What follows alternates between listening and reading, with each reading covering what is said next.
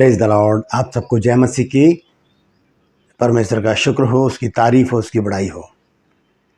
धन्यवाद देते हैं परमेश्वर को आज का दिन दिखाने के लिए। एक और सुबह, एक और दिन परमेश्वर ने हमको दिखाया है। हम उसको कोटि कोटि धन्यवाद दें, क्योंकि बहुत से लोग हैं जो आज का दिन नहीं देखने पाए होंगे, लेकिन प्रभु ने हमें जीवित रखा, सही सलामत रखा। हम उसको धन्यवाद की भेंटें चढ़ाते रहें। Praise the Lord. एक नया संदेश लेकर मैं आपका दोस्त पास्टर राजमय से आपके सम्मुख उपस्थित हूँ, और आज मैं आपको धर्म के 3 कामों के विषय में बताऊंगा। 3 काम ऐसे जो प्रभु यीशु मसीह ने बताए हैं। प्रभु यीशु मसीह ने अपने शब्दों में उन धर्म के कामों का जिक्र किया है, और यदि उन धर्म के कामों को हम यीशु मसीह के कहे अनुसार करेंगे तो उसका फल निश्चित मिलेगा। गारंटेड उसका फल हमको निश्चित मिलेगा। पक्की बात हो जाएगी, वो उस पर मोहर लग जाएगी कि अब हमें उसका फल भोगने से कोई रोक नहीं सकता। तो बने रहिएगा मेरे साथ। तो आइए शुरू करने से एक छोटी सी प्रार्थना करते हैं, इसके बाद आज के वचन को मैं शुरू करूंगा। प्रभु जी, मैं धन्यवाद देता हूँ आज की सुबह के लिए जो तूने दिखाई है। मैं विनती करता हूँ प्रभु जी, आज के वचन को शेयर करने में मेरी मदद सहायता कर, रुकावटों को, बाधाओं को दूर कर। प्रभु जी मैं विनती करता हूँ प्रभु जी, मेरे होठों को, मेरे दिल दिमाग को छूकर ब्लेस कर। मेरी आत्मा, मेरा शरीर तेरे ही कब्जे में रहे, ताकि बोलने वाला मनुष्य नहीं बल्कि तेरा आत्मा हो। जो भी गूढ़ भेद की बातें इसमें छिपी हैं वो हम पे प्रकट करना। जितने भी लोग इस वचन को देख रहे हैं, सुन रहे हैं, उन सब पर मैं तेरी आशीष बोलता हूँ प्रभु जी। हर एक को आशीषित कर, हर एक की रोग बीमारियों को, चिंताओं को, परेशानियों को अपने सामर्थ्य नाम के द्वारा दूर कर। कल जितने भी लोगों ने प्रभु जी प्रेयर रिक्वेस्ट भेजे हैं, उनके लिए एक बार फिर से मैं विनती करता हूँ प्रभु जी, हर एक की रोग बीमारी, चिंता, परेशानियां, दुख, तकलीफें, कर्जे, लड़ाई झगड़े, नशा, बांझपन और प्रभु जी बेरोजगारी, घरों से तफरके और प्रभु जी व्यर्थ की बातें प्रभु जी दूर कर दे। प्रभु जी जो लोग खो गए हैं प्रभु, उनको वापस घर लेकर आ प्रभु। मैं प्रार्थना करता हूँ प्रभु जी, अपने बच्चों के जीवन में बड़े और आश्चर्यक्रम कर प्रभु, ताकि प्रभु तेरे बच्चे गवाही दे सके कि यीशु मसीह है जिसने हमारे जीवन में बड़े काम किए हैं। प्रभु यीशु के नाम से मांगता हूँ, आमीन। तो प्रेज द लॉर्ड। आइए आज के इस वचन को, आज के संदेश को मैं शुरू करना चाहता हूँ। और आज का जो संदेश है वो है मत्ती रचित सुसमाचार से। मत्ती रचित सुसमाचार, उसका 6 अध्याय, और उसके पहले पद से अगर हम पढ़ें तो वहाँ पर 3 धर्म के काम प्रभु यीशु मसीह ने हमको बताए हैं। हम अगर पढ़ें उसके पहले पद में तो वहाँ लिखा है सावधान रहो। यीशु मसीह यहाँ पर शुरुआत करते हैं, सावधान करते हैं।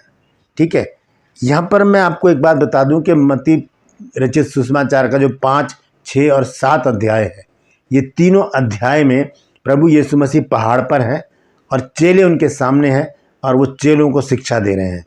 यहाँ पर प्रभु यीशु मसीह ने लगभग 35 आज्ञाएं चेलों को दी हैं पहाड़ पर। हम अगर 5 अध्याय की पहली आयत पढ़ें तो वहाँ पर लिखा है कि फिर वो चेलों के साथ पहाड़ पर चढ़ गया।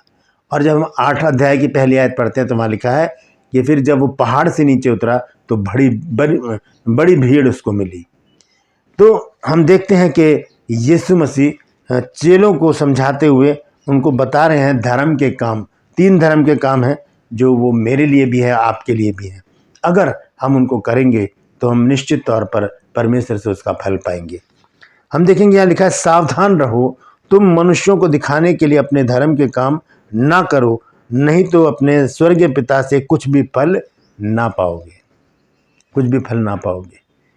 तो ये यीशु मसीह की शिक्षा है, यीशु मसीह की आज्ञा भी है कि किस प्रकार से हमें इन 3 धर्म के कामों को अपने जीवन में बनाना है, रखना है, करना है, ताकि हम अपने स्वर्गीय पिता से उसका फल पा सकें। Praise the Lord. ये बहुत अच्छा वचन है। 3 बातें इसमें लिखी हैं, तो इस पर मैंने एक गीत भी लिखा था, लोगों को दिखाने के लिए अपने धर्म के काम ना करो। तो यहाँ पर यीशु मसीह स्पष्ट रूप से कह रहे हैं कि लोगों को दिखाने के लिए अपने धर्म के काम ना करें। बहुत से लोग हैं जो ऐसा करते हैं। आइए देखते हैं आगे क्या लिखा है। 2 पद से देखेंगे हम। यहाँ लिखा है इसलिए जब तू दान करे। पहला काम क्या है? धर्म का दान करना।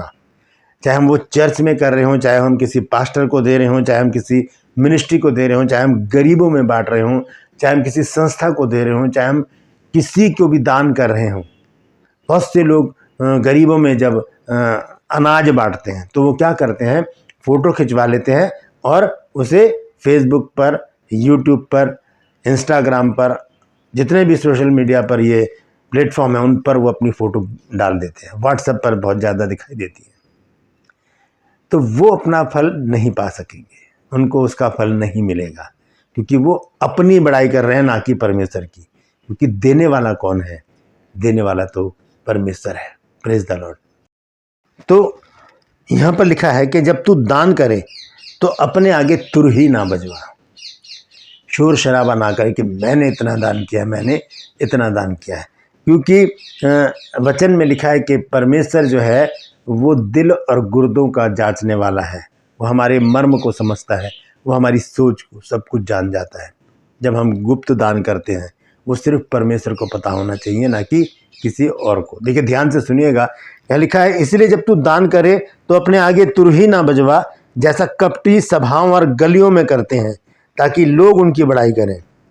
लोगों की प्रशंसा सुनने के लिए हम दिखा कर दान करते हैं। बहुत से लोग क्या करते हैं, जब चर्च में थैली में या डिब्बे में जब पैसे डालते तो ऐसे उंगली में नोट को फंसाते हैं। बड़ा नोट है, 2000 का है, 500 का है, वो ऐसे करके उसमें डालते हैं ताकि लोग देखें कि कितना बड़ा नोट इन्होंने डाला, कितने अमीर हैं ये। लेकिन वो नहीं जानते कि सबसे गरीब तो वही है। वो ये सोचते हैं कि दिखावा करके उन्हें परमेश्वर की ओर से अच्छा इनाम मिलेगा, फल मिलेगा, लेकिन ऐसा नहीं है। परमेश्वर दिखावे से अप्रसन्न होता है, खुश नहीं होता। इसलिए यीशु मसीह कहते हैं कि जब तू दान करे तो अपने आगे तुर ही ना बजवा, यानी कि शोर शराबा मत कर, लोगों को मत दिखा कि मैं देखो कितना दान कर रहा हूँ, मैंने इतने लोगों को राशन दे दिया, मैंने इतना चंदा चर्च में दिया है, मैंने इतना पैसा इधर दिया है, वहाँ पर दिया है, इस काम के लिए लगाया है। लोग माइक पर भी अपने नाम को बुलवाते हैं कि फलाने ने इतना पैसा दिया है। ये चीज़ गलत है, क्योंकि यीशु मसीह इसे निगलेक्ट करते हैं, इसे इग्नोर करते हैं, इसे कंडम कर देते हैं कि ये काम नहीं चलेगा। दान जो है वो गुप्त होना चाहिए। कैसे? 3 पद में देखेंगे, जब तू दान करे तो जो तेरा दाहिना हाथ करता है वो तेरा बायां हाथ भी ना जानने पाए। अगर दायां हाथ दान कर रहा है तो बायां हाथ जानने ना पाए। इसका अर्थ क्या है? हाथों में आंखें थोड़ी हैं, हाथों में समझ थोड़ी कि वो जानेंगे। ये तो हृदय और हमारे मन के अनुसार चलते, जैसा मन सोचता है वैसे हमारे दूसरे अंग काम करना शुरू कर देते हैं। तो यीशु मसीह के कहने का मतलब क्या है? वो कहते हैं कि जब तेरा दायां हाथ क्या करे, दान करे, तो तेरा बायां हाथ जानने ना पाए। इसका मतलब क्या है? यदि पति दान करे तो पत्नी को पता ना हो, यदि पति दान करे तो पत्नी को पता ना हो, बच्चे दान करे तो माता पिता को पता ना हो, माता पिता दान करे तो बच्चों को ना पता हो, किसी को पता ना चले, चुपचाप से अपना काम कर दें। उसका प्रतिफल तब परमेश्वर हमको देगा। हम लोगों के आगे गाए नहीं, गीत न गंवाएं अपने कि हमें परमेश्वर कुछ देगा। एक बहुत अच्छी आयत है नीति वचन में 27 अध्याय और उसका 2 पद, और इत्तेफाक से आज 27 तारीख ही है, और उसके दूसरे पद में लिखा है, लोग तेरी प्रशंसा करें तो करें, लेकिन तू अपनी प्रशंसा ना करना। हम अपनी प्रशंसा खुद ना करें, ना करवाएं, परमेश्वर हमें उसका फल जरूर देगा। Praise the Lord. हम पहला जो हमने देखा है वो है दान करना। यह है धर्म का काम जो यीशु मसीह ने बताया। यीशु मसीह ने क्या कहा 6 अध्याय के पहले पद में कि सावधान रहो, तुम मनुष्यों को दिखाने के लिए अपने धर्म के काम ना करो, नहीं तो अपने स्वर्गीय पिता से कुछ भी फल नहीं पाओगे। तो दान हम कभी भी दिखा कर ना करें, चाहे हम कहीं पर भी कर रहे हों, किसी भी जगह हम दान कर रहे हों।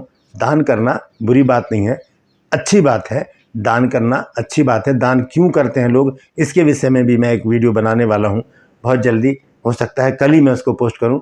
तो दान करना बुरी बात नहीं है, लेकिन दिखावे का दान करना, इससे परमेश्वर प्रसन्न नहीं होता। दूसरी चीज क्या है?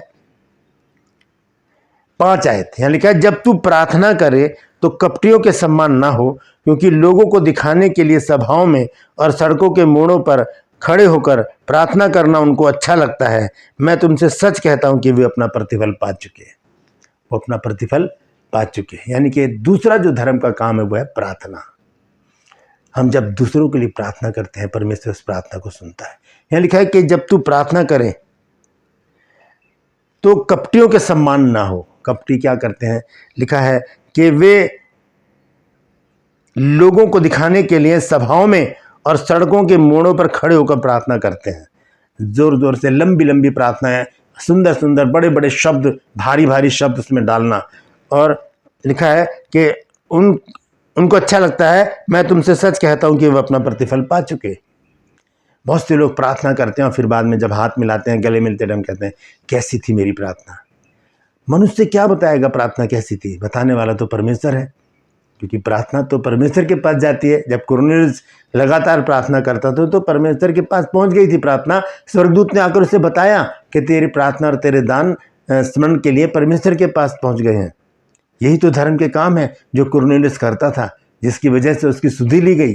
वो प्रार्थना करता था, वो दान करता था। Praise the Lord. और हम देखते हैं आगे 6 आयत में लिखा है, परंतु जब तू प्रार्थना करे तो अपनी कोठरी में जा और दरवाजा बंद कर, द्वार बंद करके अपने पिता से जो गुप्त में है प्रार्थना कर, तब तेरा पिता जो गुप्त में देखता है तुझे प्रतिफल देगा। गारंटी है इस बात की।